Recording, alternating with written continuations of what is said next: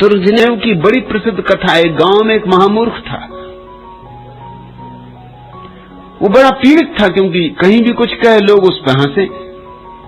उसकी मूर्खता इतनी प्रसिद्ध थी कि वो बोले ही नहीं, न बोले तो लोग हंसेंगे, वो मूर्ख है बोलेगा क्या, अगर बोले तो कुछ गलती निकाल ले। गांव में एक फकीर आया, उस महामूर्ख ने उसके पैर पकड़ लिए और कहा कि मुझे बचाओ, मेरी जिंदगी के ऐसी जाएगी, बोलता हूं तो लोग समझते मूर्ख, जो भी बोलूं वो गलत, सही भी बोलूं तो लोगों को शक होता है कि गलती होनी चाहिए। जब महामूर्ख कह रहा है तो गलत होगा ही। वही बात दूसरे कहते हैं तो कोई नहीं हंसता, वही बात मैं कहता हूं तो लोग हंसते। अगर चुप रहूं तो लोग कहते हैं चुप ना रहेगा तो और क्या करेगा, बोला कि फंसा, तो मेरी बड़ी मौत हो गई, मेरी फांसी लगी है, मुझे बचा लो। उस फकीर ने कहा तू घबरा मत, ये ले तरकीब, 7 दिन बाद आके मुझे बता जाना। तरकीब सीधी सादी, कोई कुछ भी कह रहा हो तू खंडन कर, मंडन किसी बात का करना ही मत, क्योंकि मंडन में खतरा है, वो बड़े बलशालियों की बात है, खंडन में कोई खतरा नहीं। उसने पूछा मतलब? फकीर ने कहा मतलब जैसे कोई कहे कि देखो कितना सुंदर चांद निकला है, तो एकदम कहना है इसमें क्या सौंदर्य, अरे चांद सदा निकलता रहा है, इसमें कौन सी नई बात है, और मुझे तो कोई सौंदर्य नहीं दिखाई पड़ता, सिद्ध करो कि सौंदर्य कहां है। कौन सिद्ध कर पाएगा?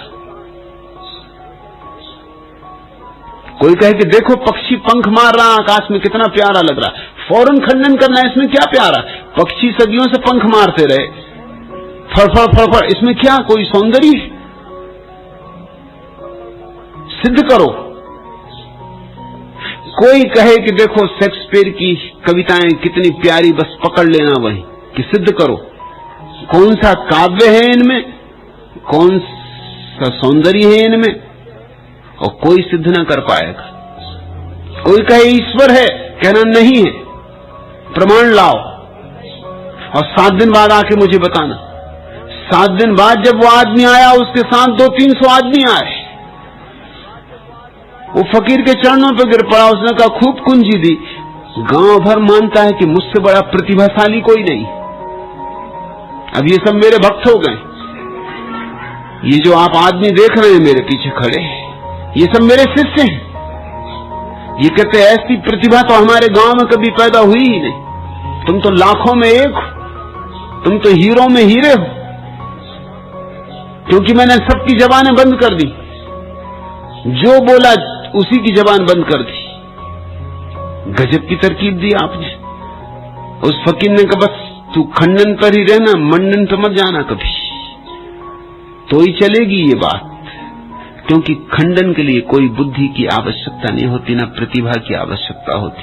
कोई भी मूढ़ कह सकता है सब बकवास है, कोई भी मूढ़ कह सकता है ना कोई परमात्मा है ना कोई आत्मा है, कोई भी मूढ़ कह सकता है न कोई सौंदर्य है न कोई सत्य है, कोई भी मूढ़ कह सकता है ये सब सपना है, कल्पना है, भ्रमजाल है, और तुम सिद्ध न कर पाओगे, क्योंकि ये बातें भीतर की हैं, बाहर लाओगे कैसे? तुम्हारे भीतर जो हो रहा है उसे तस्तरी में रख के लोगों को दिखा तो ना सकोगे।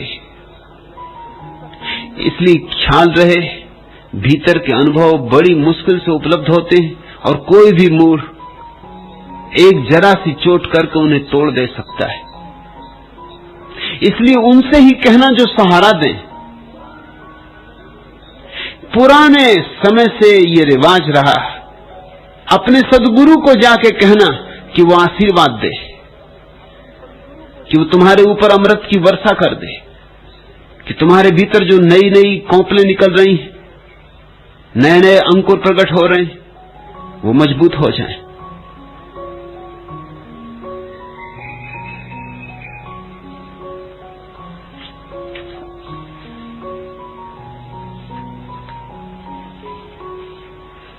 तुमने पूछा है बोधिसत्व, हमें इतने दिनों तक दूर क्यों रहना पड़ा? जबकि पहली पहचान में आपकी भगवत्ता स्पष्ट हो गई थी। दूरी भी सहयोगी है, जैसे निकटता सहयोगी है। दूरी पकाती है, प्रेम को उमगाती है। दूरी प्यास को जगाती है, दूरी तड़पाती है। तुम आते रहे, तुम जाते रहे, इन 15 वर्षों में न मालूम कितनी बार तुम आए, न मालूम कितनी बार तुम गए।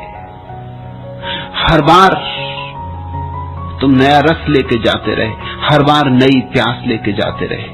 प्यास घनी होती रही, घनी होती रही, घनी होती रही।